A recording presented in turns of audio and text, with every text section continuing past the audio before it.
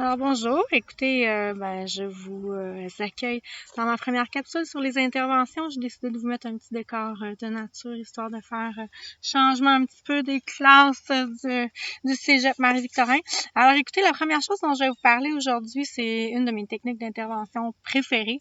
C'est une technique hyper simple que vous pouvez utiliser soit avec les enfants de votre groupe, également avec vos propres enfants si vous en avez, même avec votre conjoint, pensez-y. Alors, la technique est toute simple, mais souvent on ne pense pas de l'utiliser. C'est la technique du « je réfléchis », tout simplement. Pourquoi je réfléchis? C'est parce qu'en fait, souvent les enfants vont vous poser des questions, vont vous demander s'ils peuvent avoir telle chose, s'ils peuvent faire telle chose, tout ça, et puis spontanément, on a tendance à vouloir répondre oui, non, tout de suite. Parce qu'on vit dans un monde où tout va vite, parce qu'on veut pas faire attendre les enfants, tout ça. Mais le oui qu'on a donné ou le non qu'on a donné, c'est peut-être pas nécessairement la vraie réponse qu'on aurait voulu donner. On se met à réfléchir, puis on se dit, ouais, pourquoi j'ai dit non? J'aurais peut-être pu, dans le fond, c'est pas si grave. Pourquoi j'ai dit oui? Il y a telle conséquence qui va arriver, tout ça, j'aurais dû dire non. Bref, on se met dans des situations qui sont pas agréables, tout simplement parce qu'on a répondu trop vite. Alors, à partir de maintenant, quand les enfants vont vous poser des questions, plutôt que de dire oui ou non, dites-leur simplement, écoute un instant, j'ai réfléchi.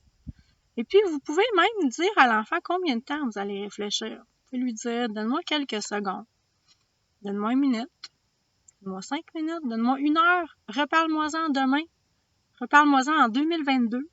Ça, c'est pour les questions vraiment plates. Mais sérieusement, en mettant l'enfant aussi un moment pendant lequel il est supposé de réfléchir, c'est qu'on le sécurise dans son attente. On est en train de lui dire, écoute, ton dossier est en traitement, inquiète-toi pas, je suis en train de penser à ça, je vais te donner une réponse. Si jamais vous dites à l'enfant, bon, reparle-moi-en demain ou reparle-moi-en dans 1 heure, ce que vous pouvez faire aussi, c'est de lui dire, écoute, tu m'en reparles à ce moment-là, et si jamais en fait, tu peux venir me voir à ce moment-là pour qu'on en reparle parce que, bon, c'est possible que j'oublie d'aller te voir, c'est possible qu'il se passe d'autres choses. Donc, ne te gêne pas de revenir me solliciter au moment que je t'ai indiqué. À ce moment-là, vous êtes en train de mettre la responsabilité du dossier en partie aussi dans les mains de l'enfant. Donc, vous partagez un petit peu le pouvoir. Vous êtes dans une approche un peu plus démocratique. Alors, l'enfant sait qu'il a le devoir de venir vous en reparler. Et la beauté de la chose en tout ça aussi, c'est que si l'enfant ne vous en reparle pas, c'est probablement parce que la demande n'était tout simplement pas importante pour lui. Moi, j'ai essayé ça souvent avec mes filles quand elles voulaient aller chez le coiffeur. Reparle-moi-en quand tu reviendras de chez ton père. Reparle-moi-en quand tu reviendras de chez ton père. Quand ça faisait 3 semaines que mes filles m'en reparlaient à chaque fois qu'elles revenaient chez moi, je me disais, bon, c'est beau. Elle veut vraiment avoir les cheveux courts. Même si moi, ça me dérangeait. Okay? Donc, en même temps, j'étais en train de tester la persévérance, puis comment je dirais ça, la volonté réelle de mon enfant de vouloir quelque chose. Alors, c'est pour ça que là, je pourrais me dire, OK, c'est beau. Moi, j'ai pris le temps de réfléchir de mon côté. Elle, ça fait 3 fois qu'elle m'en reparle. Bien, on va de l'avant. Okay.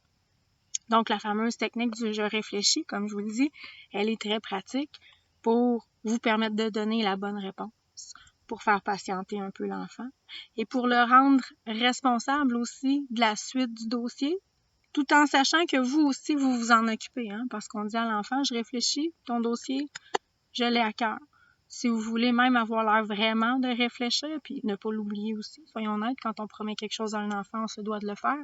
Vous pouvez avoir un petit carnet de « je réfléchis » qui est dans un petit coin sur votre bureau, qu'importe. Alors l'enfant vous pose une question, vous lui dites « t'inquiète pas, regarde, je le note ici, c'est dans mes réflexions, alors je vais trouver la réponse et je te reviens là-dessus au moment qu'on a convenu ensemble. » Donc, le « je réfléchis », il est bien pour les questions auxquelles vous n'avez pas de réponse, mais l'autre gros avantage aussi que je vois par rapport au « je réfléchis », surtout lorsque vous êtes stagiaire, je l'observe beaucoup, c'est que souvent quand vous venez pour donner une conséquence aux enfants, vous voulez tellement donner la conséquence tout de suite ou faire la menace de « si tu continues ça, alors blablabla », et là, vous dites des conséquences que vous n'êtes pas capable de mettre en pratique, des conséquences que vous savez que vous n'oserez pas placer, vous n'oserez pas faire telle ou telle chose.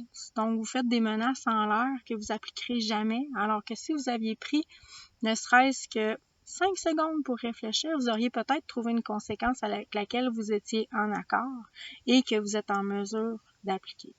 Donc, si jamais un enfant se comporte d'une manière qui ne vous convient pas, plutôt que de lui donner tout de suite n'importe quelle conséquence, dites-lui simplement, écoute, j'aime pas ton comportement, là, je vais réfléchir à ce que je vais faire avec ça parce que je souhaite qu'il y ait une conséquence. Alors là, tu prends ton temps, tu réfléchis.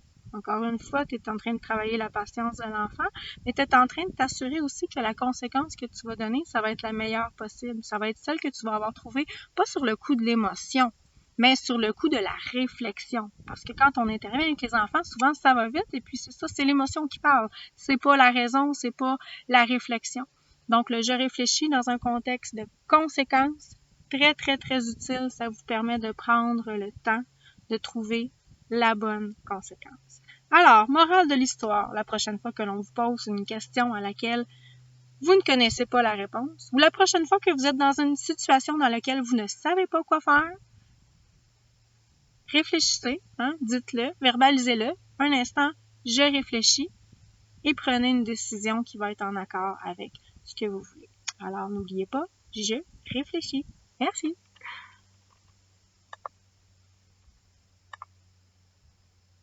Excusez, je sais pas comment apaiser sur stop. Ah non!